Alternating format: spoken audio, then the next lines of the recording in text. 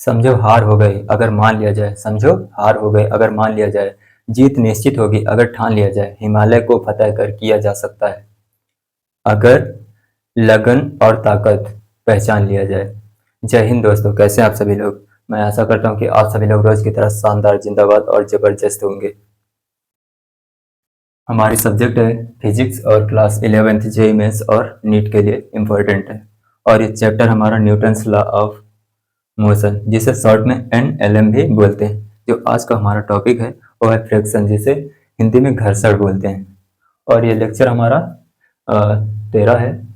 और इसमें इस चैप्टर में अभी तक हमने जो पढ़ा है, वेट पढ़ लिया है, नॉर्मल फोर्स पढ़ लिया है, टेंशन फोर्स पढ़ लिया है, स्प्रिंग फोर्स पढ़ लिया है और सूडो फोर्स भी पढ़ लिया है। और इसको हम आज पढ़ने वाले हैं, फ्रिक्शन फोर्स, जिसे घर्षण बल बोलते हैं। हम आज इसी की चर्चा करेंगे। घर्षण क्या होता है? घर्षण दो सतहों के बीच में आता है। जैसे कोई सतह है, उसके ऊपर कोई ब्लॉक रखा है, तो वो जब चलता है या फिर चलने का प्रयास करता है तो उसमें पीछे की ओर घर्षण लगता है। तो इसी की चर्चा हम आज करने वाले हैं। तो चलिए देख लेते हैं कि घर्षण क्या होता है। आइए देखते हैं। पहले हम डिफिनेशन जान लेते हैं, उसके बाद हम उस पर आते हैं। एग्जाम्पल पर आएंगे तो आपको बेटर में समझ में आएगा। पहले हम कुछ इसकी जानकारी बता देते हैं। देखिए, अच्छा टॉपिक होता है फ्रिक्शन फोर्स, और ये अज्ञात होता है, इसका कोई फार्मूला नहीं होता है। इस सवालों के अनुसार हम फार्मूला यूज कर लेते हैं।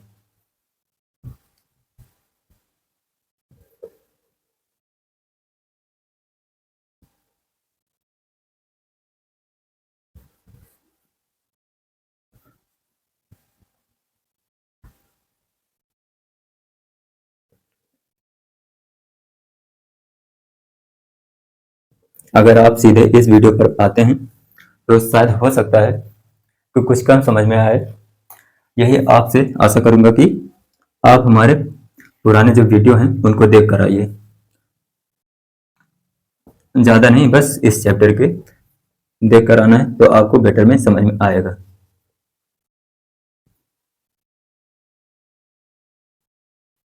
अगर आपको बेसिक चीज़ें नहीं पता हैं तो हमारे जो वीडियो है और शुरुआत की वीडियो देख कर आइए, आपको बेसिक जानकारी आपको मिल जाएगी उसी में। चलिए देखिए कि फ्रिक्शन क्या होता है। देखिए फ्रिक्शन क्या होता है।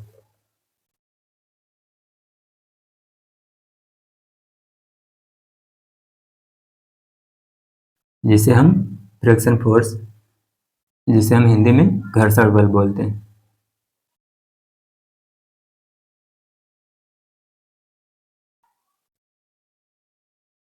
घर्षण बल ये दो सतहों के बीच में लगता है। आइए देख लेते हैं, इसकी पहले डिफिनेशन देख लेते हैं।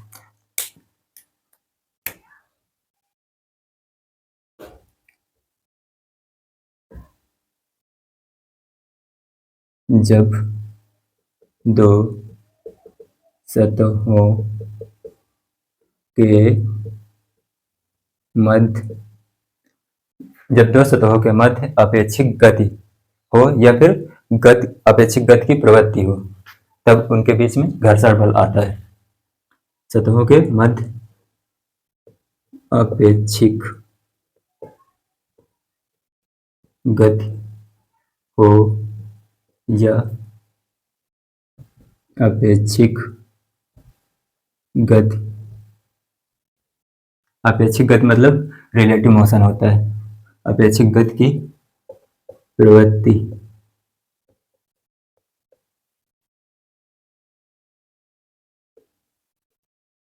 होती है तो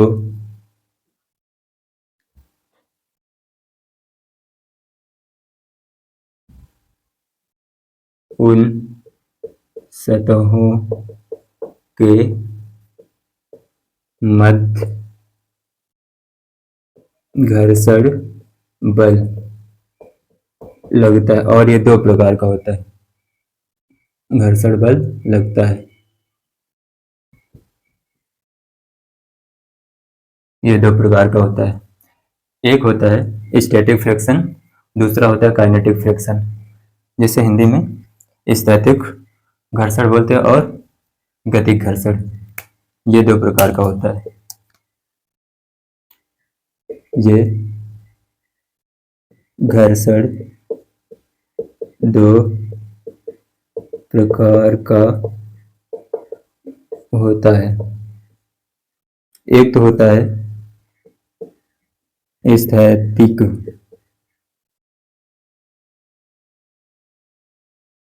घर्षण, जिसे स्टैटिक फ्रिक्शन बोलते हैं।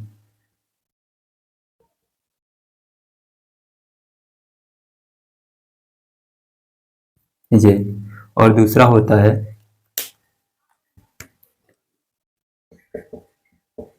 गतिक घर्षण।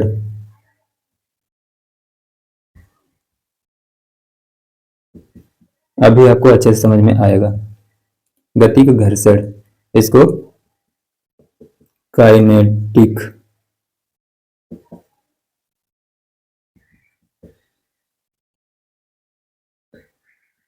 फ्रिक्शन बोलते हैं। ये और देख लेते हैं डायग्राम बनाकर, इधर बनाते हैं।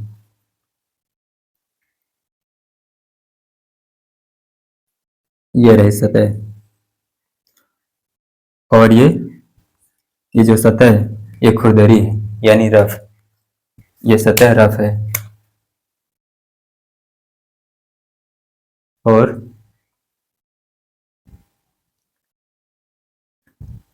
इसका ये ब्लॉक है m द्रव्यमान का।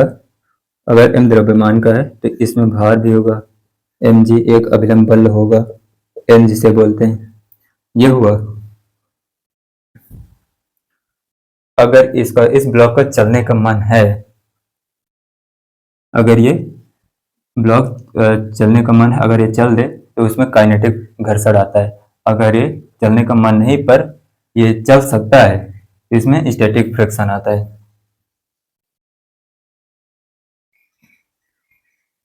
तो इसमें जो होगा फ्रिक्शन, इसको हाँ फ्रिक्शन, इसको एफ आर से लिखते हैं, इसको एफ आर से डिनोट करते हैं फ्रिक्शन को। और दूसरा देख लेते हैं बनाकर। एक ब्लॉक ये रहा, और ये सतह, ये वाली इतनी सतह, ब्लॉक और सतह के बीच में जो लगता है, ये भी इस जो सतह है ये रफ है, मतलब खुरदरी है। और इसमें हम एक बल लगा देते हैं इधर एफ। अगर बल लगाएंगे उधर, एक अभिलंब बल होगा, सतह है तो अभिलंब बल भी होगा, इधर भार होगा इसका mg, ये होगा। अगर बल उधर को लगाएंगे, जो फ्रिक्शन होगा बल के विपरीत में लगता है हमेशा।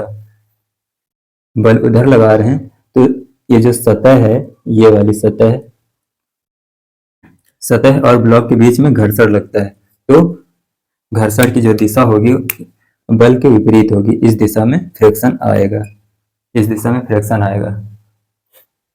और इसमें बल नहीं लगाए, ये सिर्फ रखा है, तो यहाँ पर जो होगा फ्रिक्शन होगा, बट ये ब्लॉक चल नहीं रहा, इसलिए इसमें फ्रिक्शन नहीं आएगा। ये ब्लॉक हम इस पर बल लगा रहे हैं उधर, तो फ्रिक्शन लगेगा इधर। तो फ्रिक्शन दो तरह के होते हैं, काइनेटिक फ्रिक्शन। हमने बल लगाया पर ये ब्लॉक चला नहीं, अगर ब्लॉक चला नहीं तो उसमें स्टैटिक फ्रिक्शन आता है। अगर ब्लॉक चल दे या फिर चलने वाला हो तो उसमें काइनेटिक फ्रिक्शन आता है। ये होता है, दिख रहा होगा आपको, दिख रहा है, ये हुआ।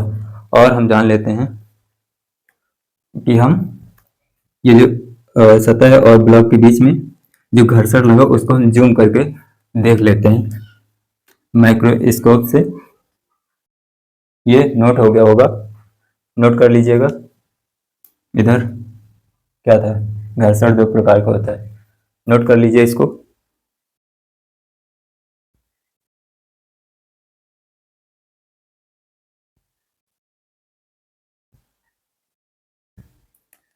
जैसे कहा जाए कि इसमें हमने 2 न्यूटन का बल लगाया, इस दिशा में हमने 2 न्यूटन का बल लगाया, एफ है तो ये 2 न्यूटन का बल लगाया और ये ब्लॉक चला नहीं और ये रेस्ट में है। अगर ये रेस्ट में है तो इस पर जो आएगा वो आएगा क्या, स्टैटिक फ्रिक्शन आएगा, स्टैटिक स्टैटिक फ्रिक्शन आएगा। और वही हम देखें इधर बल लगाएं तो हम यहाँ पर 200 न्यूटन का अगर लगा दें तो ये ब्लॉक चलने लगेगा या फिर चलने लगा उस वक्त तो फ्रिक्शन लगेगा इधर, तो ये जो होगा ये काइनेटिक फ्रिक्शन होगा, काइनेटिक फ्रिक्शन होगा। और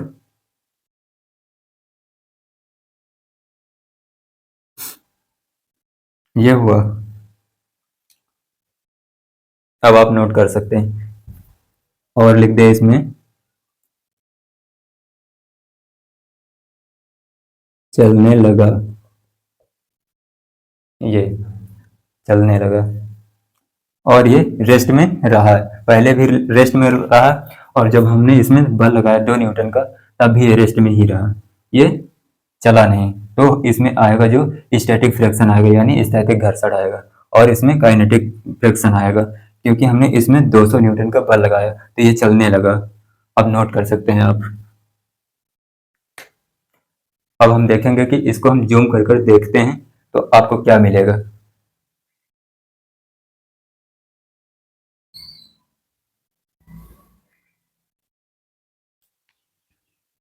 चलिए देखते हैं।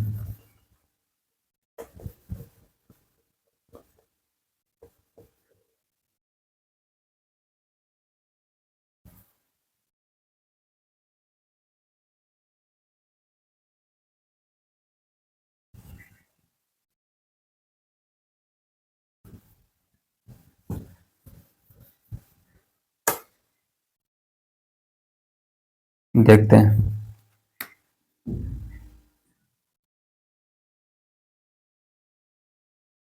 और छोटा बनाएं।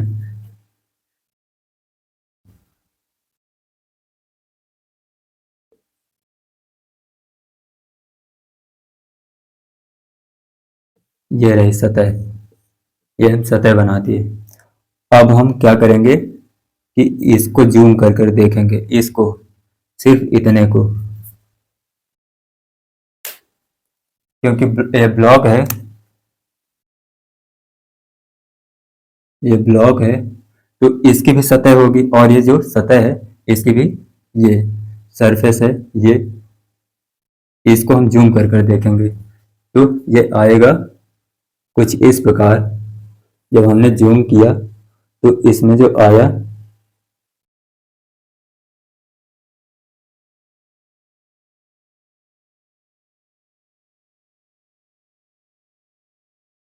इस तरह, ये जो आपको दिख रहा है ये जहां पर टच कर रहा है यहाँ पर फ्रैक्शन लगता है। अगर फ्रैक्शन को कम करना है तो हम सतह के बीच में, 2 सतहों के बीच में ऑयल भर देते या फिर कोई चिकना पदार्थ भर देते हैं तो क्या होता है कि ये जो आपको ये जो गड्ढे नजर आ रहे हैं ये आपको गड्ढे नजर आ रहे हैं। जब माइक्रोस्कोप से आप देखेंगे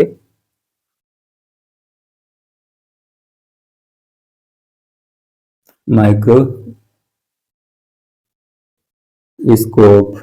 ये माइक्रोस्कोप, जब आप ऐसे तो आपको नजर नहीं आएगा कोई गड्ढा सतह पर, जब आप माइक्रोस्कोप से देखेंगे तो आपको छोटे छोटे गड्ढे नजर आएंगे। अगर इन गड्ढों को समाप्त करना है, फ्रिक्शन को समाप्त करना है, घर्षण को, तो आपको इन गड्ढों में सतह पर आपको कोई चिकना पदार्थ आपको डालना पड़ेगा, इसमें भरना पड़ेगा या फिर कोई ऑयल भरना पड़ेगा तो ये चिकना हो जाएगा जिसकी वजह से फ्रिक्शन लगना बंद हो जाएगा। ये होता है। तो ये जो बिंदु हैं, ये जो टच कर रहा है, इनको कोल्ड वेल्डिंग बोलते हैं। इनको, इन बिंदुओं को इधर लिख देते हैं, इधर ऊपर लिख देते हैं। इन बिंदुओं को, ये जो बिंदु हैं इनको, इन बिंदुओं को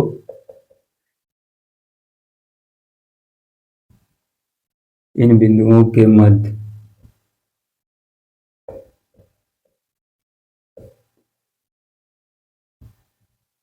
घर्षण लगता है और इन बिंदुओं को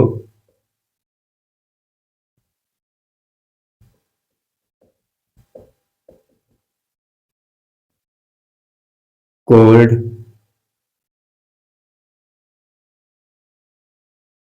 वेल्डिंग कहते हैं।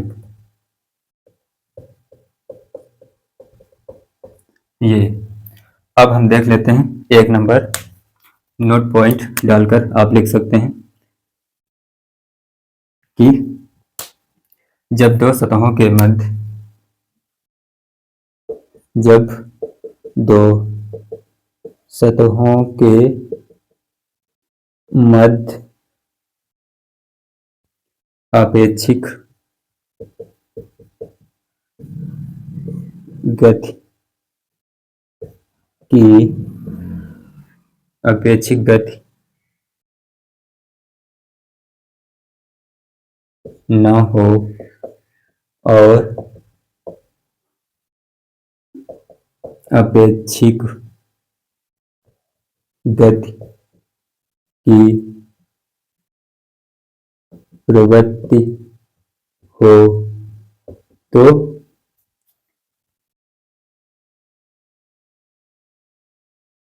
वहाँ स्थैतिक, स्थैतिक ऐसे लिखा जाएगा या फिर ऐसे, स्थैतिक घर्षण यानी स्टैटिक फ्रिक्शन लगता है। और अगला पॉइंट नोट पॉइंट डालकर लिख सकते हैं क्या, जब दो सतहों के मध्य अपेक्षिक गति प्रारंभ हो तो वहाँ गतिक घर्षण लगता है। और इसका कोई फार्मूला नहीं होता है, यह हम सवालों में जो जानकारी दी होंगी उन्हीं से हम निकाल लेंगे। ये आपको दिख रहा होगा, दिख रहा है, आप नोट कर सकते हैं। ये हम माइक्रोस्कोप से देख रहे हैं।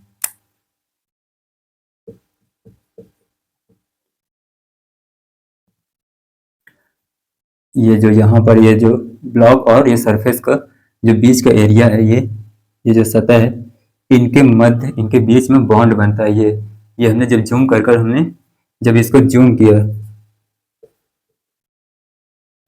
जूम कर हम देख रहे हैं तो हमको ये गड्ढे नजर आते हैं, कुछ बॉन्ड भी नजर आते हैं। इन बॉन्ड को कोल्ड वेल्डिंग बोलते हैं।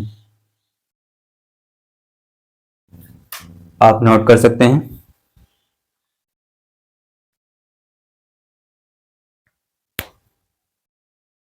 और अपेक्षिक गति यानी इसमें क्या होता है कि नो रिलेटिव मोशन।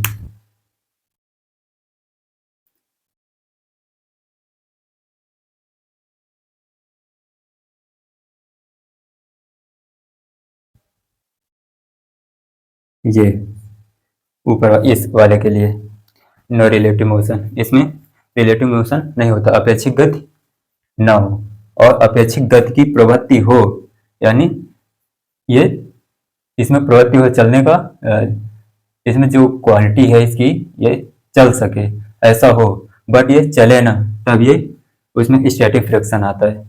आप नोट कर लीजिए। उसके बाद हम स्टैटिक फ्रिक्शन पर चलते हैं। नोट हो गया होगा।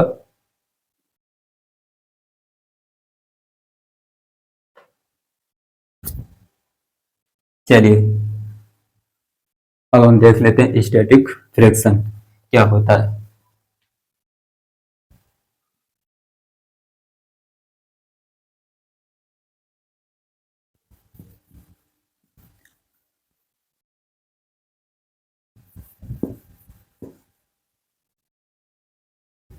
ये हमेशा जो फ्रिक्शन होता है, घर्षण होता है, ये हमेशा जिधर ब्लॉक का चलने का मन होगा उसके विपरीत लगता है हमेशा, और ये सतहों के मध्य लगता है, ऐसे नहीं लगेगा। देखिए स्टैटिक फ्रिक्शन क्या होता है। स्टैटिक फ्रिक्शन, जिसे हिंदी में स्थैतिक घर्षण बोलते हैं, और इसको लिखते हैं, डिनोट करते हैं FRS। ये होता है स्टैटिक फ्रिक्शन। और इसकी डेफिनेशन देख लेते हैं क्या होती है। जब दो सतहों के मध्य अपेक्षिक गति की प्रवृत्ति होती है, किंतु अपेक्षिक गति न हो,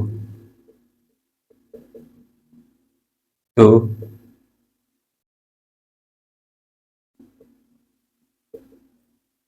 सतहों के मध्य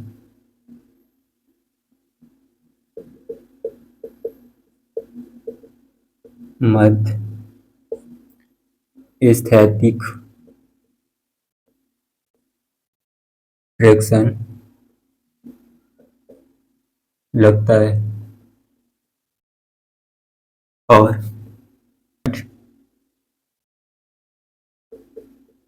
किसी भी चीज की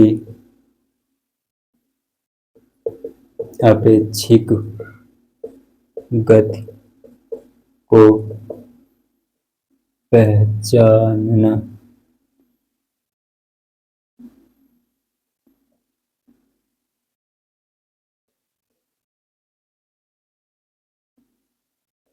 मुश्किल होता है। और जैसे देख लीजिए,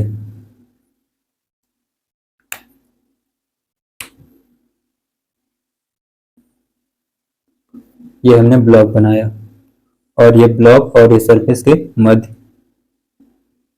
जहां पर लगेगा फ्रिक्शन, और ये ब्लॉक रेस्ट में है, तो इसमें अपेक्षिक गति नहीं है, यानी अपेक्षिक गति नहीं है। ये इस ब्लॉक में, तो ये ब्लॉक चलेगा नहीं। जब ब्लॉक चलेगा नहीं तो जो घर्षण होगा, नो फ्रिक्शन, इस केस में फ्रिक्शन नहीं होगा। और एक ब्लॉक हम और बना लेते हैं, ये रहा। इसमें हम इस दिशा में F is equal to 6 newton का हमने बल लगा दिया इधर इस दिशा में। अब भी ये ब्लॉक नहीं चल रहा है, ये ब्लॉक रेस्ट में ही है। ये सतह है तो इसमें अभिलंब बल भी होगा, जाहिर सी बात, ये अभिलंब बल भी होगा, और इसका ब्लॉक का भार भी होगा नीचे की ओर, mg ये होगा। और हमने 6 न्यूटन का इसमें बल लगा दिया, इसमें प्रवृत्ति है, यानी जो फ्रिक्शन होगा वो इस दिशा में आएगा, इस दिशा में फ्रिक्शन लगेगा, F एस इसलिए लगा क्योंकि ये स्टैटिक फ्रिक्शन होगा, ये ब्लॉक चला नहीं, रेस्ट में ही है, ये रेस्ट में ही है, चला नहीं। हमने 6 न्यूटन का बल लगाया पर ये हिला नहीं, इसलिए जो इसमें फ्रिक्शन आएगा, घर्षण आएगा, वो स्टैटिक फ्रिक्शन होगा, इसलिए हमने एस लगाया इसमें। तो इसमें आपेक्षिक गति तो मतलब होगी, प्रवृत्ति होगी अपेक्षिक गति की, पर ये गति हुई नहीं, अपेक्षिक गति की प्रवृत्ति होगी,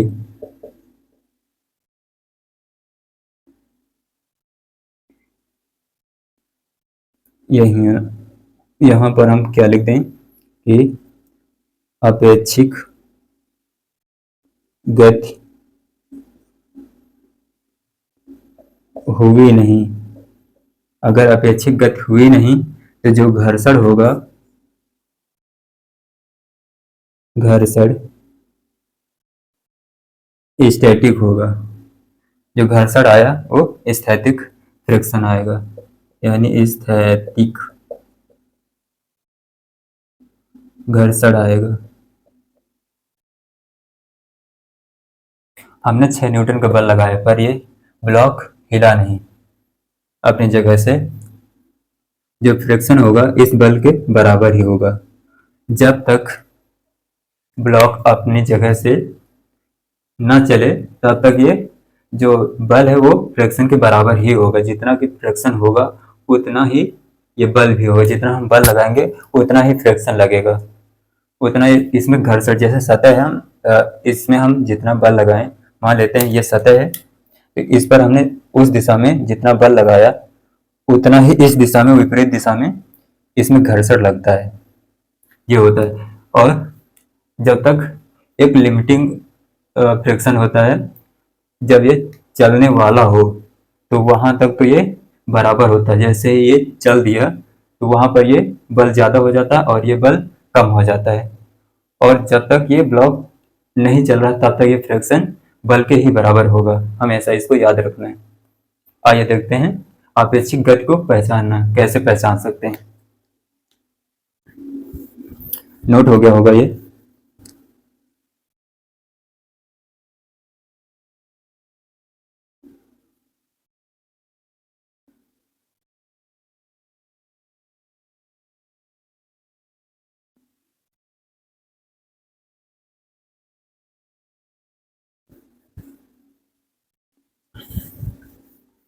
अगर समझ में आ रहा है तो कमेंट सेक्शन में 1 लिखें, अगर कोई डाउट है तो कमेंट सेक्शन में 0 लिखें।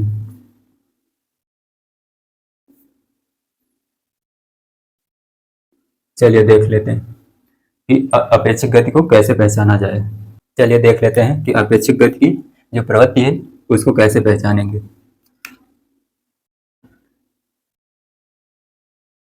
अपेक्षिक गति की प्रवृत्ति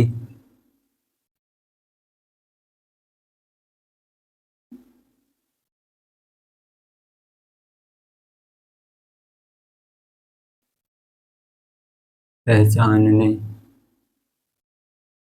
का तरीका, हम तरीका जान लेते हैं कैसे पहचानेंगे। तो हम क्या करेंगे कि सबसे पहले जो सतह होंगी उनको हम चिकनी मान लेंगे, चिकनी यानी घर्षण रहित, घर्षण रहित को हम चिकनी भी बोल सकते हैं। देख लेते हैं। सबसे पहले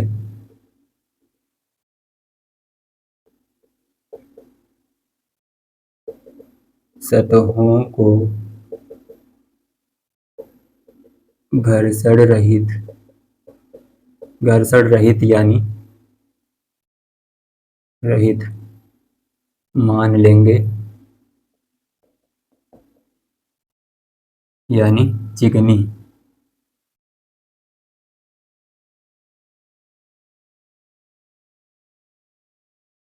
उसके बाद घर्षण यानी चिकनी मान लेंगे। अब क्या होगा,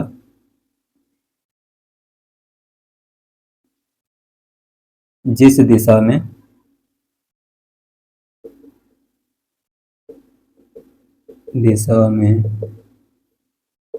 अपेक्षिक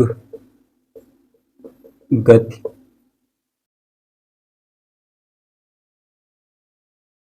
होगी, उस दिशा में वस्तु चलने लगेगी। वस्तु चलने लगेगी। अब क्या होगा कि जो स्थैतिक फ्रिक्शन है, वस्तु चलने लगेगी। स्थैतिक घर्षण की दिशा अपेक्षिक गति की प्रवृत्ति के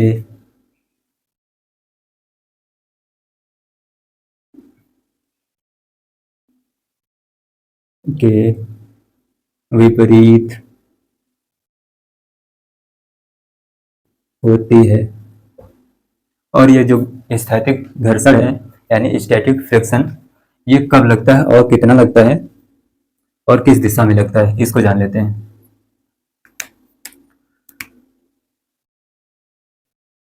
स्टैटिक फ्रिक्शन, ये जो स्टैटिक फ्रिक्शन है कब और दिशा जान लेते हैं इसकी, और कितना ये जान लेते हैं। कब, जब यानी अपेक्षिक गति की प्रवृत्ति, जब अपेक्षिक गति की प्रवृत्ति हो पर अपेक्षिक गति ना हो तब। और जो दिशा होगी वो होगी अपेक्षिक गति की प्रवृत्ति की दिशा के विपरीत स्टैटिक फ्रिक्शन लगता है। और ये कितना होता है, इसका कोई सूत्र नहीं होता, नो सूत्र नहीं होता है। ये उतना ही लगता है जितना की जरूरत होती है, इसको उतना ही लगता है, उतना ही लगता है जितना की आवश्यक है। क्यों उतना लगता है, क्योंकि जैसे ये ब्लॉक है, ये रेस्ट में है, ये स्टैटिक फ्रिक्शन इसमें जैसे कब लगेगा, जब ये इसमें प्रवृत्ति तो है चलने की पर ये चल नहीं रहा है, रुका है। हमने इसमें थोड़ा सा बल लगाया तो तभी ये चला नहीं। अगर ये चला नहीं तो इसमें स्टैटिक फ्रिक्शन होगा। अगर स्टैटिक फ्रिक्शन है तो इसमें उतना ही बल लगा है जितना कि फ्रिक्शन, उतना ही स्टैटिक फ्रिक्शन उतना ही लगेगा जितना कि हमने बल लगाया। उससे कम ज्यादा नहीं लगेगा, उसके बराबर ही लगता है। अगर हमने ज्यादा लगा दिया तो अगर ब्लॉक चल दिया तो स्टैटिक फ्रिक्शन ही नहीं रहेगा, समाप्त हो जाएगा। अगर लिमिट पार कर गया स्टैटिक फ्रिक्शन का तो वो गतिक गतिक घर्षण होगा, उसमें काइनेटिक फ्रिक्शन लगने लगेगा उस समय। आइए हम देख लेते हैं कि लिमिटिंग फ्रिक्शन क्या होता है, तो उसको जान लेते हैं।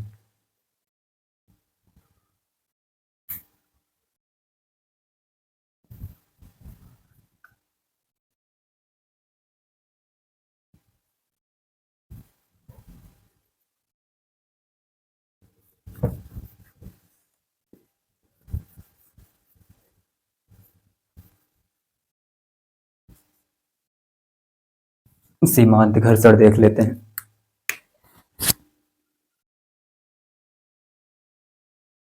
सीमांत घर्षण यानी लिमिटिंग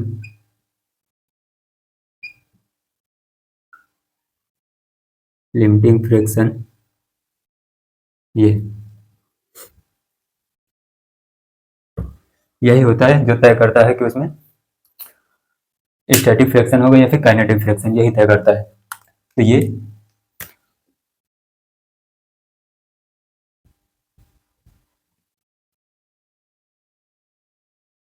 स्टैटिक फ्रैक्शन की अधिकतम ताकत, यानी स्थैतिक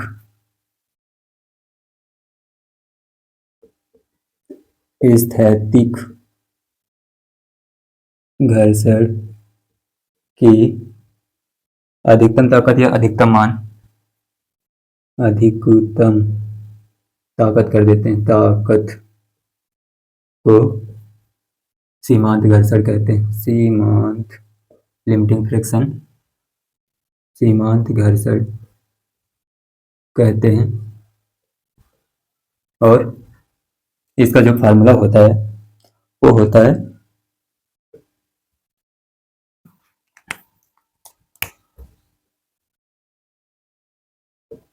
जो सूत्र होता है F R friction maximum is equal to mu S into में एन। जो एन होता है वो अभिलंब बल होता है, यानी नॉर्मल फोर्स होता है, ये होता है। ये आपको फ्रैक्शन मैक्सिमम याद रखना है कि ये लिमिटिंग फ्रैक्शन होता है। और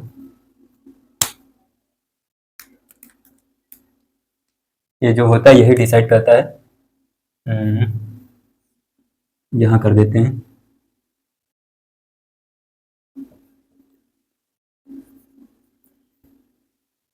यही डिसाइड करता है कि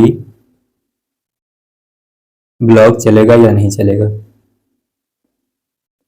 ब्लॉक चलेगा या नहीं, यही डिसाइड करता है लिमिटिंग फ्रैक्शन, यही तय करता है।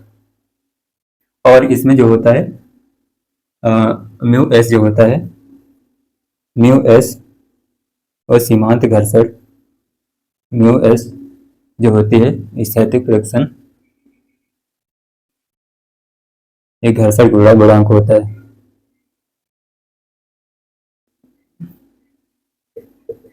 घर्षण गुणांक एक घर्षण गुणांक होता है म्यू एस, और जो एन होता है वो अभिलंब बल होता है, अभिलंब बल। और जो फ्रैक्शन मैक्सिमम है ये अधिकतम ताकत होती है, लिमिटिंग फ्रैक्शन होता है, यानी सीमांत एफ आर मैक्स ये होता है सीमांत घर्षण की अधिकतम ताकत, ये होता है अधिकतम ताकत होती है। नोट कर लीजिए इतना सब। और जो ये होता है म्यू एस, ये स्थैतिक घर्षण गुणांक होता है। इसमें तो आप स्थैतिक लिख लीजिए यहाँ पर,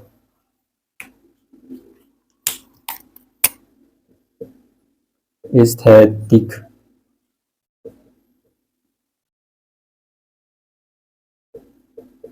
घर्षण गुणांक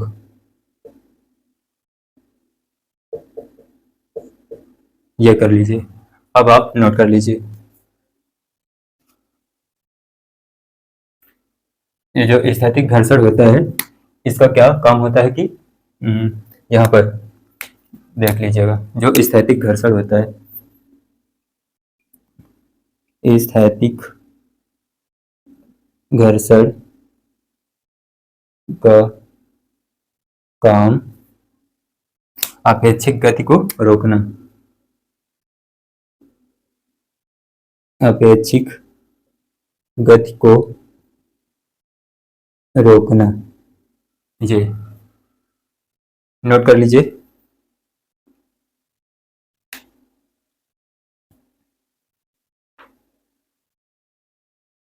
आइए और देखते हैं इसी पर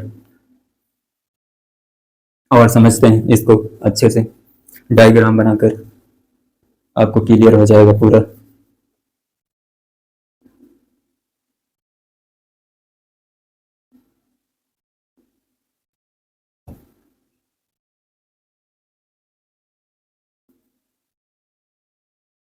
जैसे हमको फ्रैक्शन निकालना है तो सबसे पहले हम क्या करेंगे, तो इसका लिमिटिंग फ्रैक्शन क्या होगा उसको हम निकालेंगे सबसे पहले सवाल में। जैसे ये हमने ब्लॉक बनाया, ये रहा ब्लॉक, ये हमने ब्लॉक बनाया और इसमें हमने 10 न्यूटन का बल लगाया। जो F है 10 न्यूटन का लगाया, ये हुआ। जब इसमें 10 न्यूटन का बल लगा तो जो फ्रिक्शन लगेगा वो इस दिशा में लगेगा। फ्रिक्शन इसके विपरीत वो भी यहाँ सतह के दोनों सतहों के बीच में लगेगा फ्रिक्शन। और हम इसको रफ मानकर चलते हैं। ये जो सतह है सरफेस ये रफ है, खुरदरी है, इसको हम रफ मानकर चलते हैं। और इसमें अभिलंब बल भी होगा N और नीचे की ओर mg ये होगा भार इसका। तो हमने 10 न्यूटन हमने 10 न्यूटन का इसमें बल लगाया। तो ये जो बल है ये चलाने वाला बल चलाने वाला, और ये फ्रिक्शन रोकने वाला। ये हाँ, तो हम F इधर इस दिशा में लग रहा है तो इसका चलने का मन किधर होगा, प्लस x दिशा में। प्लस x दिशा में चलने का मन, चलने का मन, ये जब फ्रिक्शन मैक्सिमम होगा, फ्रिक्शन मैक्सिमम ही तय करता है कि ब्लॉक चलेगा या नहीं। ये फ्रिक्शन मैक्सिमम ही तय करता है। तो हम सबसे पहले क्या करेंगे, कोई भी सवाल हो उसमें सबसे पहले हम फ्रिक्शन मैक्सिमम ही निकालेंगे। अगर friction maximum greater than or equal to F के, अगर जो हम बल लगा रहे हैं उससे ज्यादा हुआ फ्रिक्शन तो क्या होगा कि ब्लॉक चलेगा नहीं। ब्लॉक चलेगा नहीं अगर friction maximum less than F, यानी बल से कम हुआ। इसमें बल से ज्यादा है फ्रिक्शन और इसमें जितना हम बल लगा रहे हैं उससे कम फ्रिक्शन आया तो जो ब्लॉक है वो चलने लगेगा। ब्लॉक चलने लगेगा ये होगा। अगर फ्रिक्शन मैक्सिमम बराबर हो जाए एफ के, तो ये अगर एफ के बराबर हुआ फ्रिक्शन मैक्सिमम तो जो ब्लॉक होगा जस्ट चलने वाला होगा। अगर उसमें जैसे हमने जितना बल लगाया उतना फ्रिक्शन मैक्सिमम लग रहा है तो उसमें हम थोड़ा सा इतू सा उसमें बल लगा दें तो ब्लॉक चलने लगेगा। तो ब्लॉक जस्ट चलने वाला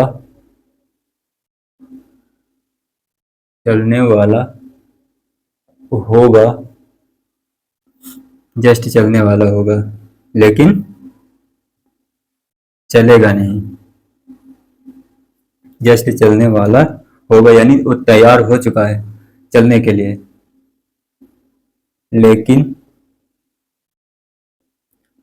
चलेगा नहीं। जस्ट चलने वाला होगा ये होगा लेकिन चलेगा नहीं जब फ्रिक्शन मैक्सिमम बल के बराबर हो जाए। ना ये जैसे ये ब्लॉक है हमारा, ना इधर जाएगा ना इधर, जितना हम बल लगा रहे हैं उतना फ्रिक्शन मैक्सिमम लग रहा है। अगर हम बल थोड़ा सा ज़्यादा कर दें तो ब्लॉक चलने लगेगा। नोट कर लीजिए इसको, फिर हम देखते हैं एग्जाम्पल से अच्छे समझते हैं। नोट हो गया होगा, चलिए देखते हैं एग्जाम्पल।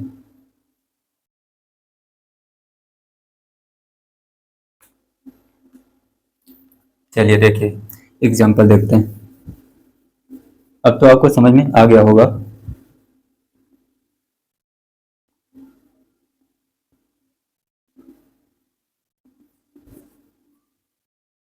देखिएगा एग्जांपल।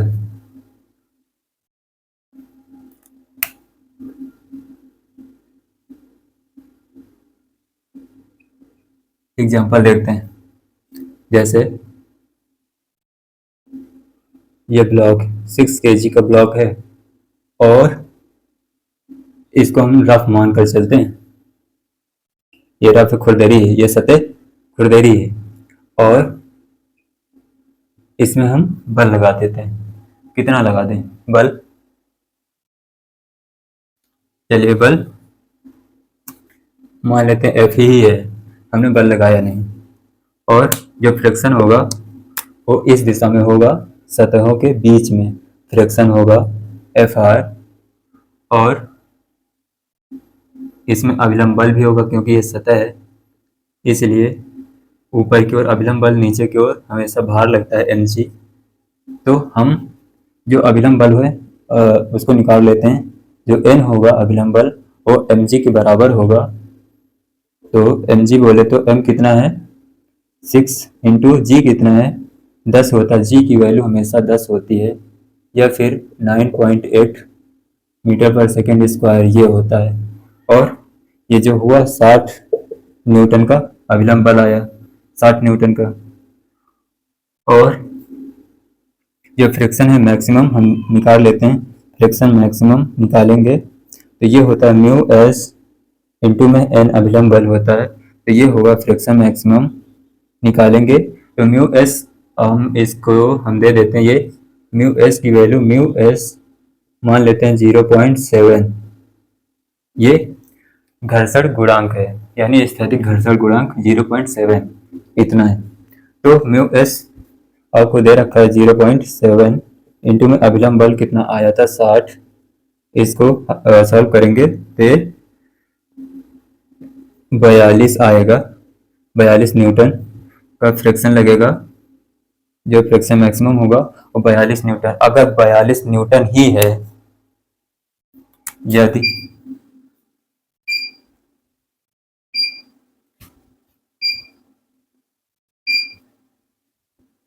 देखिए फ्रिक्शन मैक्सिमम अगर 42 न्यूटन ही है तो ब्लॉक चलेगा नहीं। यदि एफ बराबर, चलिए इसको हम अलग से बता देंगे। और इधर देखिए जब फ्रिक्शन मैक्सिमम इतना हुआ तो बल कितना होना चाहिए? ये चलाने वाला है, चलाने वाला बल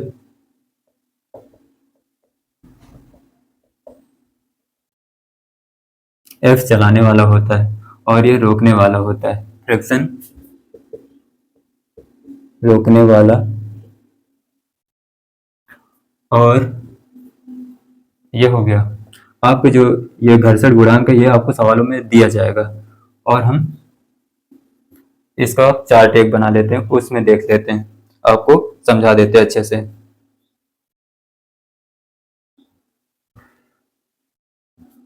तो इसमें जो फ्रिक्शन मैक्सिमम इतना आया तो हम क्या करते हैं कि इधर बना लेते हैं बल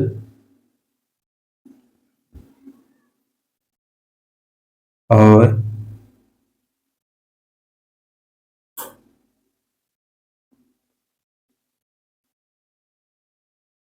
टाइप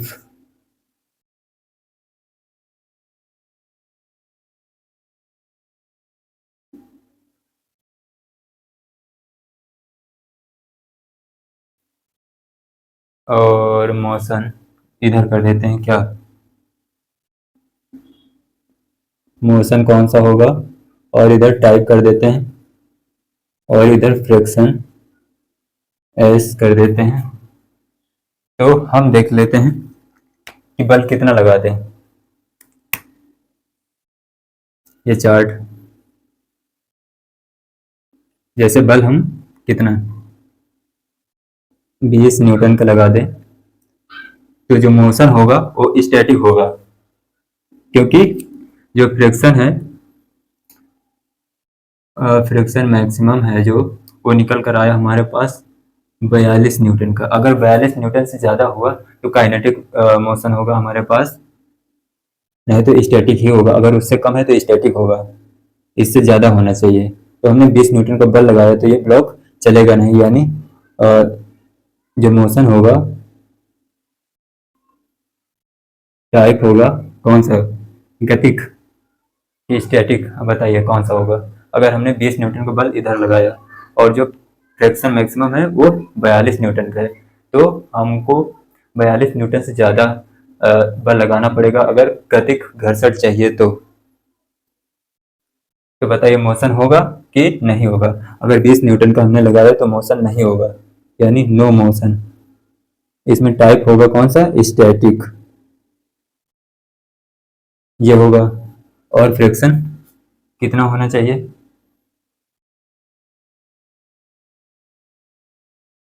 अब फ्रिक्शन कितना लगेगा, वो भी लगेगा जितना कि बल होगा उतना ही फ्रिक्शन होगा, ये होता है।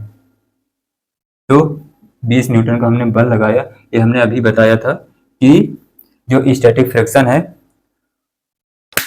जितना अगर वो ब्लॉक चलने नहीं चल रहा है तो जितना बल हम लगाएंगे उतना ही स्टैटिक फ्रिक्शन होगा। तो इसमें 20 न्यूटन का फ्रिक्शन आएगा। वही हम कर दें कितना, 35 न्यूटन लगा दे बल, तो क्या ब्लॉक चलेगा, नहीं चलेगा, क्योंकि ये फ्रिक्शन मैक्सिमम कितना है, 42 न्यूटन का। तो मोशन होगा नहीं, तो इसमें भी स्टैटिक आएगा, आप समझ जाएंगे। और इसमें भी फ्रिक्शन कितना आएगा, 35 न्यूटन का, ये होगा, ये हुआ। वही हम 38 न्यूटन का देख लेते हैं। 38 न्यूटन का तो क्या ब्लॉक चलेगा, तो नहीं चलेगा। तो इसमें भी स्टैटिक होगा, स्टैटिक होगा। तो इसमें भी जो फ्रिक्शन आएगा वो 38 न्यूटन का आएगा। तो अगर हम 40 भी कर दें तब भी ये चलने वाला नहीं है। तो अगर हम फ्रिक्शन अगर 42 न्यूटन का कर दें बल, तो क्या चलेगा, नहीं चलेगा, फिर भी नहीं चलेगा, अब भी स्टैटिक ही होगा, पर ये 42 का ही होगा। जो फ्रिक्शन लगेगा वो 42 न्यूटन का लगेगा। अब हम क्या करेंगे कि 42 से ज़्यादा कर देते हैं। अगर हम जैसे ही 42 से ज़्यादा किए, 43 न्यूटन का हमने बल लगाया, तो ये ब्लॉक चलने लगेगा। तो अब हम करेंगे यस, अब ये चलेगा, तो अब इसमें जो होगा काइनेटिक होगा।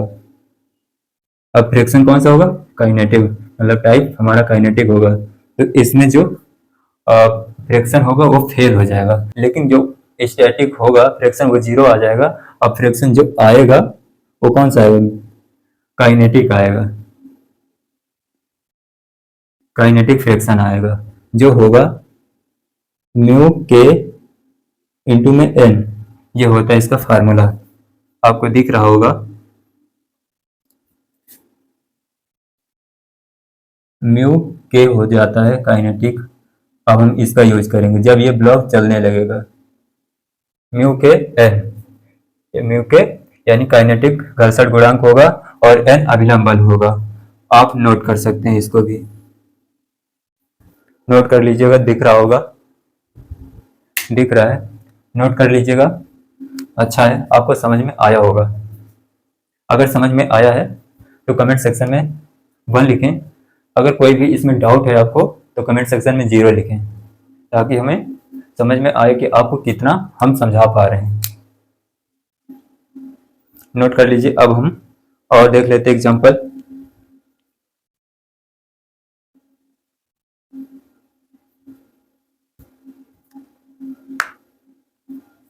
नोट हो गया होगा, चलिए देखिए अगला।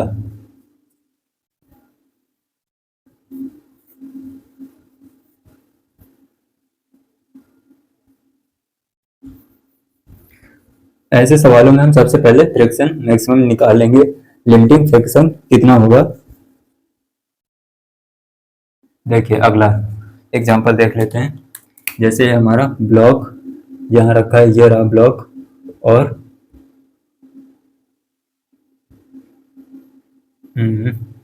इधर हम लगा देते हैं कितना कितना बल, 56 न्यूटन का हम बल लगा देते हैं इधर। और इधर कुछ बल लगा देते हैं। 21 न्यूटन का बल इधर लगाएंगे, F 21 न्यूटन का हुआ। और जो फ्रिक्शन होगा, इधर बल ज़्यादा है तो इधर कम, तो फ्रिक्शन हमारा इधर होगा। ये हुआ, फ्रिक्शन इधर आएगा।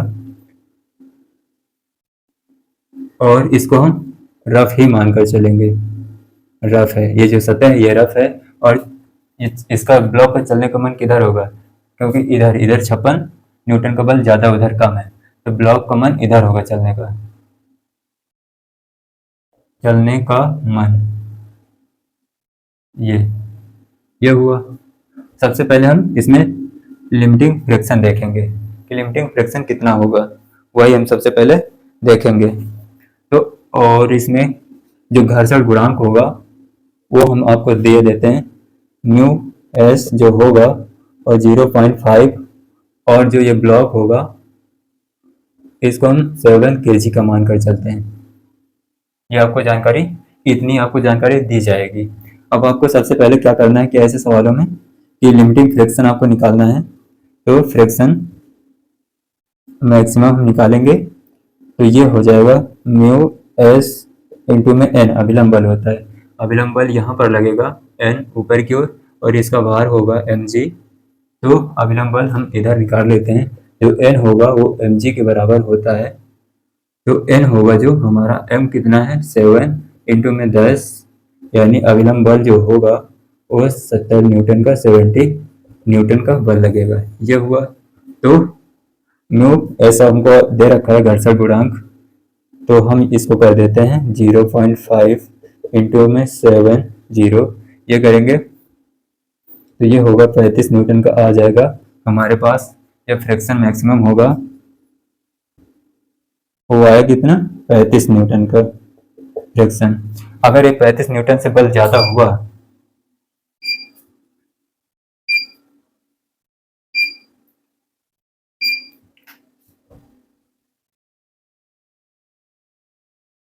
अगर 35 न्यूटन से बल ज्यादा हो गया, ये फ्रिक्शन हमारा मैक्सिमम 35 न्यूटन का आया, जो हम ये बल लगा रहे हैं ये अगर 35 न्यूटन से ज़्यादा हुआ तो ब्लॉक चलने लगेगा, अगर 35 न्यूटन से कम है तो ब्लॉक चलेगा नहीं, रेस्ट में ही रहेगा। तो हम देख लेते हैं एफ नेट कितना आएगा।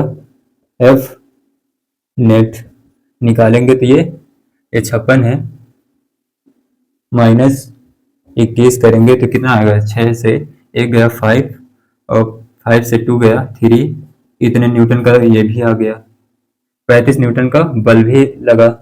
तो क्या ये ब्लॉक चलेगा, आप ही बताइए, क्या ये ब्लॉक चलेगा? ब्लॉक नहीं चलेगा। हम करेंगे क्या, block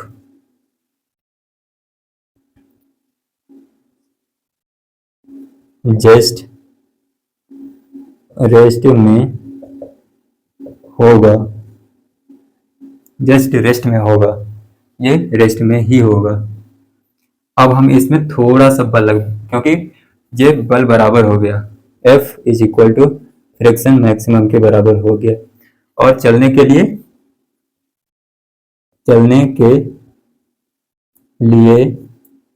F greater then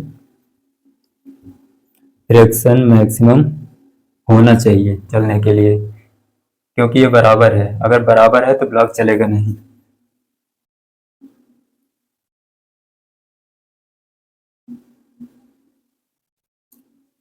F बराबर, अगर बल फ्रिक्शन मैक्सिमम के बराबर है तो ब्लॉक चलेगा नहीं, ये आप नोट कर सकते हैं आप, ये हो गया। जो इसमें जो घर्षण लगेगा वो कौन सा, स्टैटिक घर्षण होगा। आप टाइप कर कर कहीं लिख लीजिएगा, यहाँ टाइप स्टैटिक स्टैटिक होगा। आप नोट कर सकते हैं। अब हम अगला एग्जांपल देखते हैं। नोट हो गया होगा।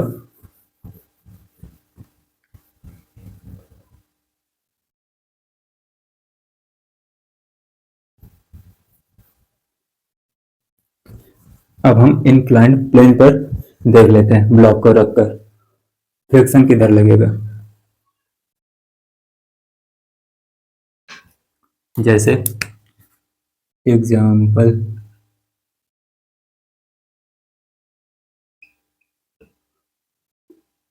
इंक्लाइंड प्लेन हम पहले बना लेते हैं। ये रहा, यहाँ पर हम ब्लॉक रख देते हैं ये, और इस थीटा हम इसको थीटा को 37 डिग्री मानकर चलते हैं। और इस ब्लॉक को हम कितना मान लेते हैं, इसका मास होगा यानी 5 kg का मास होगा। देखिएगा जो अब ये अभिलंब बल होगा, इसमें अभिलंब बल ये सतह से लंबवत होता है तो इधर लगेगा अभिलंब बल, तो इधर इसी दिशा में भार होगा, क्योंकि भार तो हमेशा नीचे होता है। इस दिशा में mg होता है हमेशा, तो हम mg के घटक कर लेंगे। ये कोण थीटा, तो ये कोण 90 माइनस थीटा होगा, क्योंकि इतना ये त्रिभुज समत्रिभुज होगा, तो ये वाला कोण 90 माइनस थीटा होगा, तो ये वाला कोण थीटा हो जाएगा। तो इधर आएगा mg cos थीटा आएगा, ये हुआ। और एक घटक ये हो गया, एक इधर आएगा इस दिशा में, तो mg sin थीटा आएगा इधर, ये हुआ। अब ये ब्लॉक मान कर चले कि ब्लॉक नीचे आ रहा, बल इधर लग रहा है, नीचे की ओर बल लग रहा है क्योंकि ये भार है, भार नीचे की ओर लग रहा है, तो फ्रिक्शन जो आएगा, घर्षण आएगा इस दिशा में आएगा, ऊपर आएगा, क्योंकि चलने के विपरीत लगता है। यह हुआ फ्रिक्शन। और इसमें हम जो फ्रिक्शन गुणांक होगा, घर्षण गुणांक, उसको हम मान कर चलते हैं कितना, म्यू मान कर चलते हैं, इसको म्यू पढ़ते हैं, तो 0.2 होगा, यह मान कर चलते हैं। तो इसका मन मान लेते हैं, चलने का मन नीचे की ओर है, फ्रिक्शन लगा उधर। तो हम इसमें सबसे पहले क्या करेंगे कि लिमिटिंग फ्रिक्शन निकालेंगे। तो फ्रिक्शन मैक्सिमम निकालेंगे म्यू म्यू एस एन, ये निकालेंगे तो ये फ्रिक्शन मैक्सिमम ये आएगा म्यू एस आपको 0.2 इंटू में अभिलंब बल कितना, इधर देख लीजिएगा अभिलंब बल mg cos थीटा आएगा। तो mg कितना, m आपको दे रखा है 5 kg का, 5 इंटू 10 इंटू कॉस थीटा की वैल्यू, कॉस थीटा यानी 37 डिग्री, तो n अभिलंब बल होगा कितना 50 इंटू में कॉस 37 की वैल्यू 4/5 ये होता है, तो 5 से 1 कटा, ये 10 बचेगा, बचेगा ये 40 आएगा। 40 न्यूटन का जो अभिलंब बल आया वो 40 न्यूटन का आया हमारे पास, ये निकल कर आया 40 न्यूटन का अभिलंब बल, ये हुआ। और जो फ्रिक्शन मैक्सिमम होगा यहाँ पर, ये 40 हो गया, ये होगा 8 न्यूटन का आया, जो फ्रिक्शन मैक्सिमम 8 न्यूटन का आया। तो जो नीचे वाला बल लग रहा है उसको हम देख लेते हैं वो कितना आएगा, mg साइन थीटा यानी साइन 37 की वैल्यू, अगर ये 8 न्यूटन से ज़्यादा हुआ तो काइनेटिक फ्रिक्शन होगा। तो m की वैल्यू दे रखी कितनी, 5 इंटू 10 इंटू 3/5, ये कटा, तो ये बचा कितना 10, 30, जो बल लग रहा है नीचे की ओर ये बराबर होगा कितना 30 न्यूटन के, 30 न्यूटन के बराबर आया। तो इसमें जो फ्रिक्शन होगा, ब्लॉक ब्लॉक चलेगा, ब्लॉक चलेगा इसमें, क्योंकि काइनेटिक फ्रिक्शन आएगा।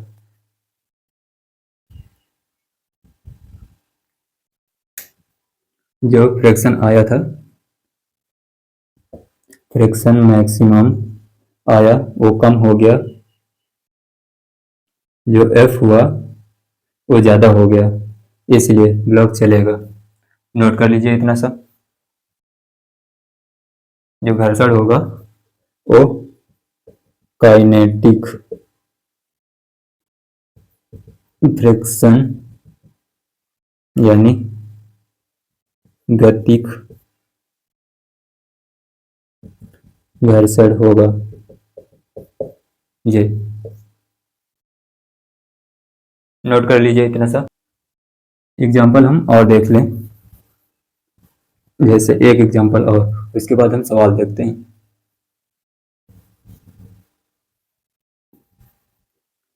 अब तो आपको क्लियर हो गया होगा कि फ्रैक्शन कहाँ पर लगेगा, इस दिशा में लगेगा, ये आपको क्लियर हो गया होगा।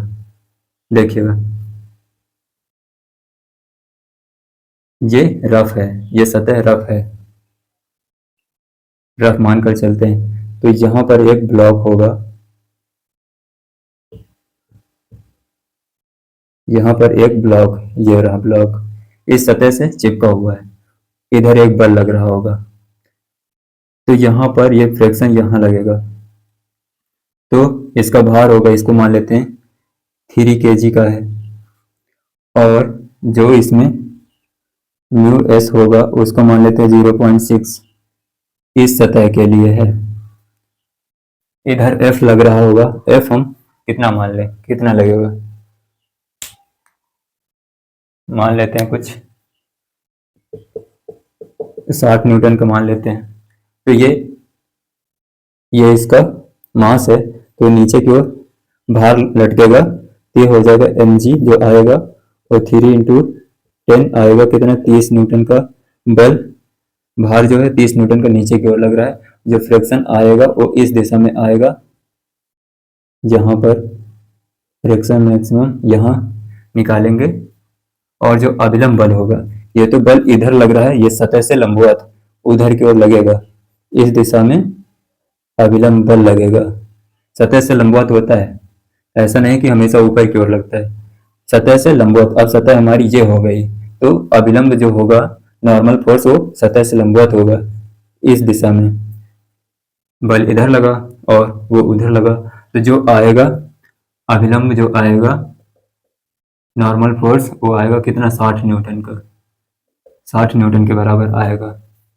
ये हुआ। अब ऊपर वाले बल देख लेते हैं। जो फ्रिक्शन आएगा, फ्रिक्शन आएगा वो आएगा कितना, यानी 30 न्यूटन का। फ्रिक्शन मैक्सिमम हम निकालेंगे,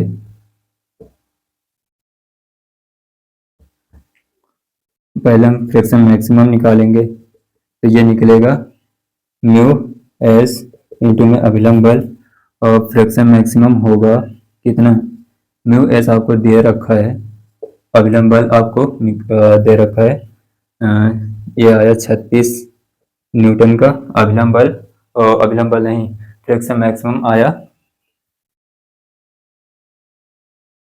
फ्रिक्शन मैक्सिमम 36 न्यूटन का ये आया। अब हम तो इसमें बताना है कि ब्लॉक चलेगा या नहीं चलेगा, यही हमको बताना है।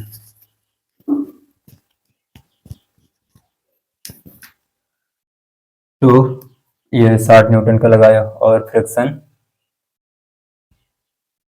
फ्रिक्शन मैक्सिमम 36 ऊपर, और नीचे की ओर 30 न्यूटन का। तो ब्लॉक क्या होगा कि चलेगा नहीं, नहीं चलेगा, क्योंकि फ्रिक्शन हमारे पास जो आया वो ज़्यादा हो गया, और जो चलाने वाला ये है, ये चलाने वाला होगा, चलाने वाला, चलाने वाला है, ये mg चलाने वाला, और ये रोकने वाला, रोकने वाला फ्रिक्शन होगा। तो फ्रिक्शन हमारे पास निकल आया 36 न्यूटन, जो चलाने वाला है वो है, चलाने वाला बल वो है 30 न्यूटन का। तो ब्लॉक चलेगा नहीं, ब्लॉक चलेगा नहीं, ये होगा। तो इसमें कौन सा घर्षण आएगा, घर्षण जो होगा वो स्टैटिक होगा।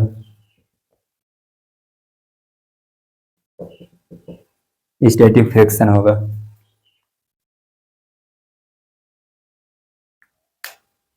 नोट कर लीजिए इतना। अब हम देख लेते हैं सवाल। नोट हो गया होगा, अब तो क्लियर हो गया होगा। अब देखेंगे सवाल एक।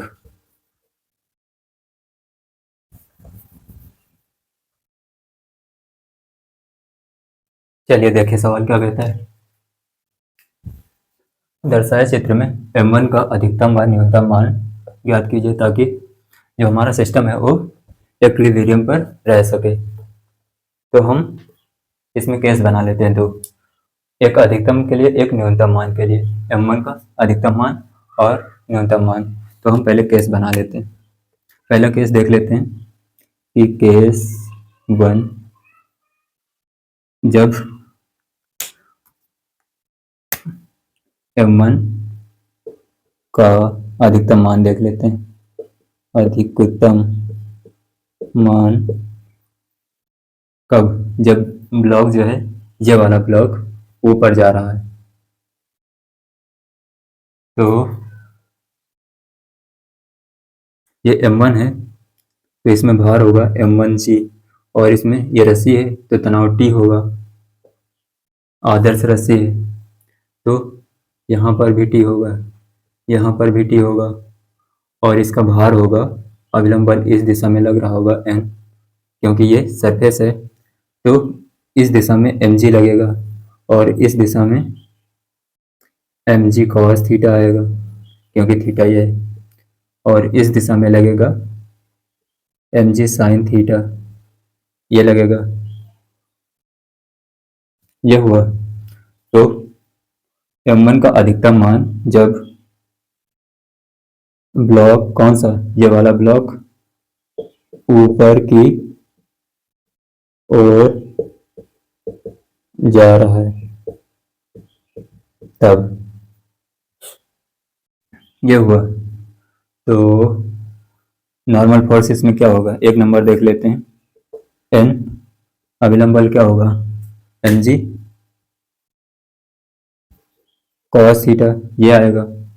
और दूसरा जो होगा, दूसरा हम निकालेंगे कौन सा, ये t जो होगा वो किसके, m1g के बराबर होगा, क्योंकि ऊपर वाले बल बराबर नीचे वाले बल। क्यों? क्योंकि ये साम्यावस्था में जो निकाय है, पूरा निकाय साम्यावस्था में होगा। साम्यावस्था में है, ये हम नहीं कह रहे, सवाल कह रहा है कि साम्यावस्था में रह सके तब। ये दो पॉइंट हो गए। तीसरा हम निकालेंगे कौन सा, कि फ्रिक्शन मैक्सिमम निकाल लेते हैं। तो रोकने वाला बल ग्रेटर देन चलाने वाला बल, ये कर देते हैं।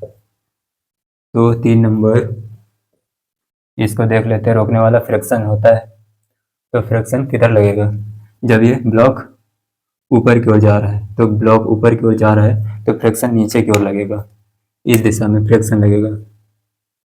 जो फ्रिक्शन लगेगा वो इस दिशा में लगेगा, नीचे की ओर, क्योंकि ब्लॉक ऊपर की ओर जा रहा है। अगर ये जैसे ये हमारा ब्लॉक है उस दिशा में जाएगा तो फ्रिक्शन पीछे की ओर लगेगा, ये होगा। तो हम करेंगे कि रोकने वाला बल mg sin theta plus friction होगा और ग्रेटर देन और इक्वल टू इसके टेंशन के, टी के, ऊपर टी है और नीचे mg sin theta plus friction है। तो हम फ्रिक्शन निकाल लेते हैं। अभी हमने फ्रिक्शन निकाला नहीं। फ्रिक्शन मैक्सिमम कितना होगा, ये होता है म्यू इंटू एन अभिलंब बल, और फ्रिक्शन होगा म्यू और एन अभिलंब बल mg cos थीटा, ये आएगा। ये हमको फ्रिक्शन मैक्सिमम ये इतना मिलेगा। और हम निकालेंगे जो M G sine theta plus friction कितना आएगा mu M G cos theta greater than or equal to T tension के। और हम टेंशन कितना हमारे पास टेंशन हमने कहीं निकाला कि नहीं निकाला, हाँ ये रहा टेंशन टी किसके बराबर एम वन जी के। तो एम वन जी ये करेंगे। अब हम जी से जी को कैंसिल कर देंगे, ये जी कैंसिल हो जाएगा, ये जी कैंसिल हो जाएगा, ये जी कैंसिल हो जाएगा। तो बचेगा हमारे पास इधर m हम कॉमन ले लेते हैं, तो इधर से m1 बचा हमारे पास, m1 आएगा कितने के m1 लेस देन ये आएगा m, और इधर हम sign theta plus mu mu cos theta ये आया। तो m1 आया हमारे पास m into sine theta plus mu cos theta, ये इतना, ये हमको m1 की वैल्यू मिल गई। कब?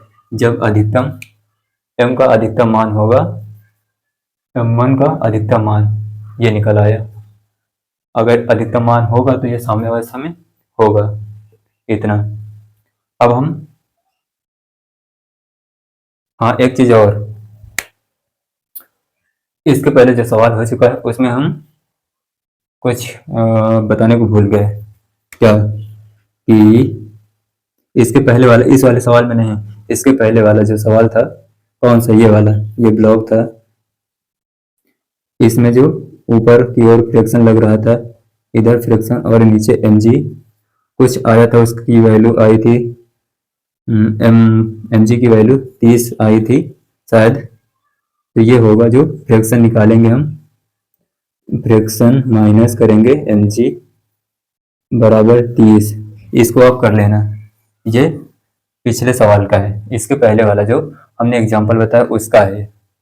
तो friction minus mg is equal to 30 newton के कर लेना, शायद 30 था या फिर और कुछ, उसको कर लेना, पर फ्रिक्शन माइनस mg कर लेना इसको, क्योंकि फ्रिक्शन ऊपर की ओर लग रहा है तो हमको फ्रिक्शन निकालना था।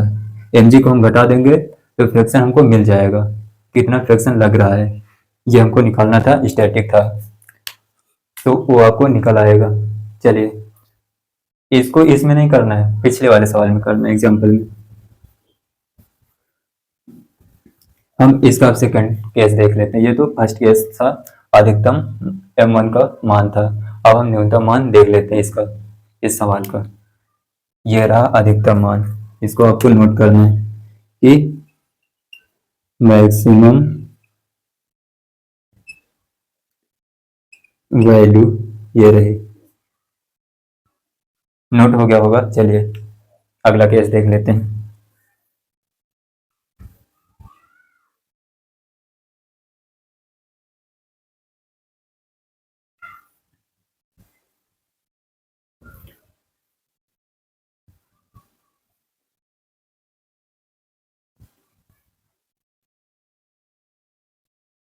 और जो फ्रिक्शन होगा, अब इसको हटा देते हैं ये सब।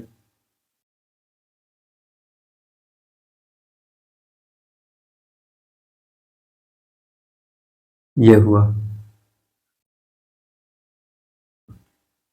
तो हम कर देते हैं क्या, उसमें ब्लॉक ऊपर की ओर जा रहा था पहले केस में, और इस केस में हम कर देते हैं ब्लॉक नीचे की ओर। जब ब्लॉक यानी इसका न्यूनतम मान m1 का न्यूनतम मान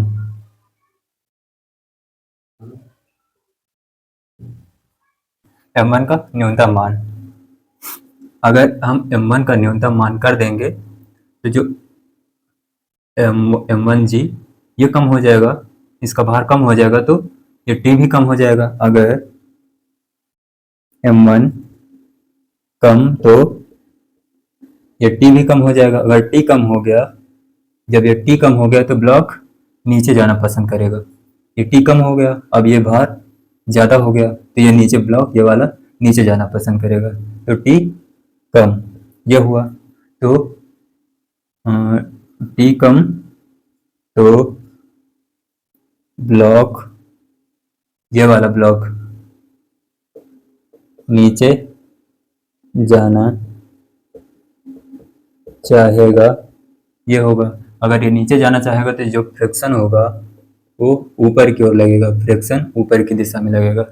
अब हम निकालेंगे friction maximum greater than or equal to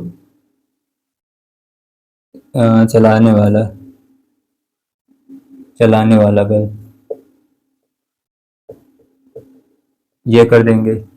तो जो टी होगा वो m1g के होगा, और जो अभिलंब बल है वो अभिलंब बल n है, वो किसके mg cos थीटा के बराबर है। और फ्रिक्शन निकालेंगे, फ्रिक्शन होगा म्यू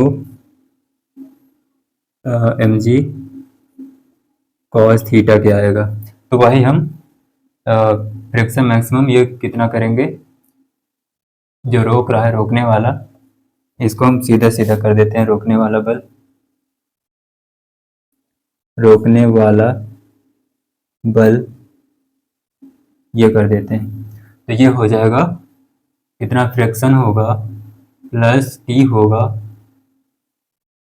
और बराबर किसके, ये इक्विलिब्रियम पर कह रहा है रह सके तो हम साम्यावस्था पर निकाल रहे हैं। तो ये होगा m1 और mg साइन थीटा के, ये हुआ। अब फ्रिक्शन ये रहा हमारे पास, mu mg cos theta plus T कितना हमारे पास m1, ये ग्रेटर देन, और m1g greater than mg sine theta के, ये हो जाएगा। हम इसमें से g को कैंसिल कर देते हैं कॉमन लेकर। जब इन दोनों में कॉमन आएगा g और ये g कैंसिल हो जाएगा, बचेगा कितना, mu m cos theta plus m1 greater than r equal to m sine theta, ये आया। तो हम इसको इस पार कर देते हैं, इसको इस पार कर देते, तो m1 निकलेगा, वो आएगा, m कॉमन ले लेते हैं, तो म्यू cos थीटा, इसको उस पार करेंगे तो ये आएगा, इसको इसी पार रख देते हैं, तो हम इसको उस पार कर देते हैं, तो ये हो जाएगा sine theta minus mu m cos theta, ये आएगा। और ये पलट जाएगा, हाँ ठीक।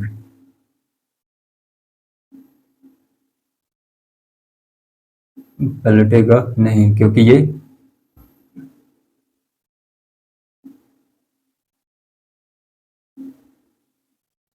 तो ये पलट जाएगा, और m1 ये मिनिमम होगा कितना, m आएगा sine theta minus mu m cos theta, ये आएगा।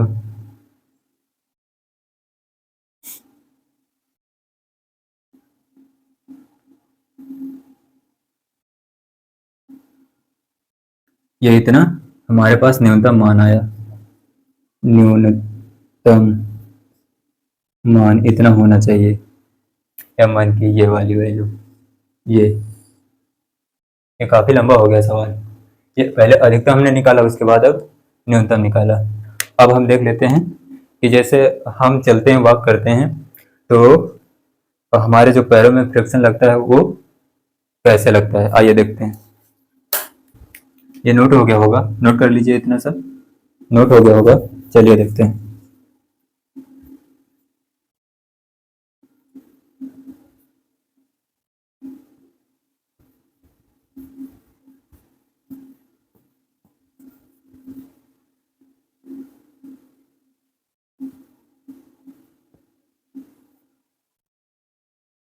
देखिए, फ्रिक्शन फोर्स ड्यूरिंग वॉक, ये मान लेते हैं ये एक आदमी, ये आगे वाला पैर और ये पीछे वाला। हम क्या करेंगे कि एक नंबर दे देते हैं इसका कि इसके पैरों में जो घर्षण होगा वो स्थैतिक होगा, स्थैतिक घर्षण होगा। और दूसरा नंबर कि आदमी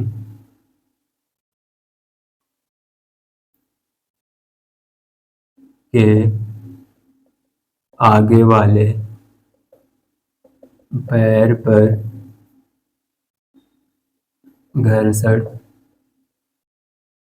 पीछे की ओर और पीछे वाले पैर पर, पीछे वाले पैर पर जो घर्षण होगा वो आगे की दिशा में लगेगा, घर्षण आगे की ओर लगेगा। ये अब एक नंबर हम देख लेते हैं क्या कि जैसे वेग है हमारा, वेग अगर ये आदमी का वेग, इसमें जो फ्रिक्शन होगा, ये आगे वाला पैर है तो आगे वाले पैर पर फ्रिक्शन पीछे की ओर, इसको 1 मान लेते हैं और इसमें इस दिशा में आगे की ओर लगेगा, Fr2 इसको मान लेते हैं। तो अगर इसका वेग अगर नियत है, आदमी का वेग नियत है यानी v नियत, v नियत, v नियत, तो जो फ्रिक्शन होगा Fr1 बराबर Fr2, ये बराबर होगा क्योंकि वेग नियत है तो फ्रिक्शन कम ज़्यादा नहीं लगेगा, आगे वाले पैर पर और पीछे वाले पैर पर कम ज़्यादा नहीं लगेगा, फ्रिक्शन बराबर लगेगा।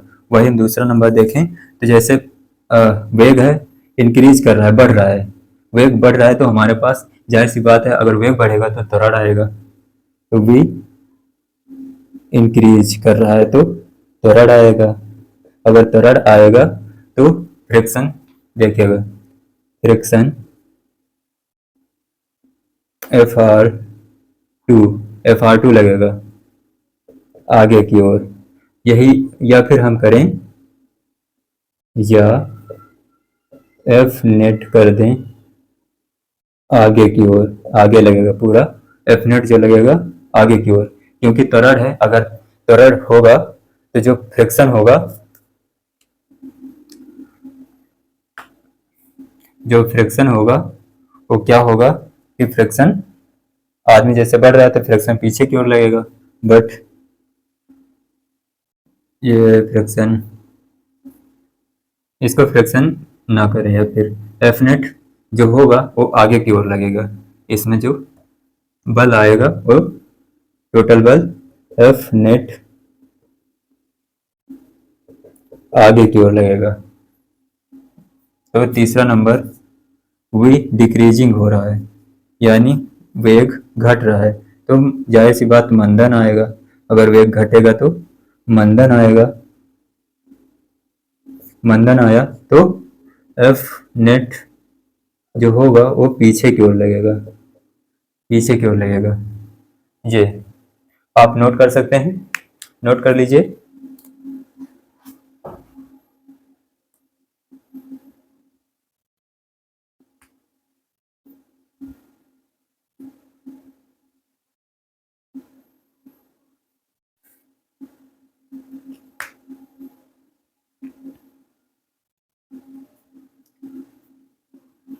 एफ नेट, एक मिनट, जो एफ नेट है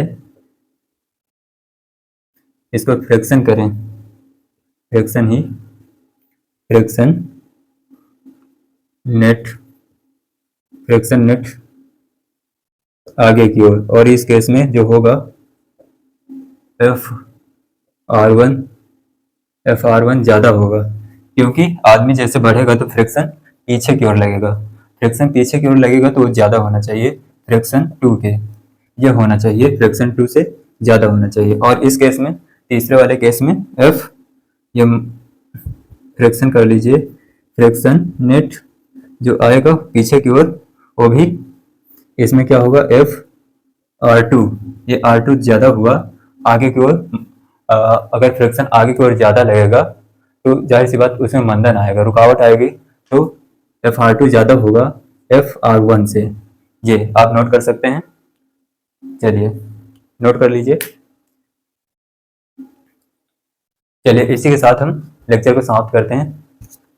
इसके आगे हम और पढ़ेंगे, इसी का आगे और टॉपिक है, उसमें हम क्वेश्चन भी करेंगे। चलिए इसी के साथ लेक्चर को समाप्त करते हैं। Thank you for all, take care.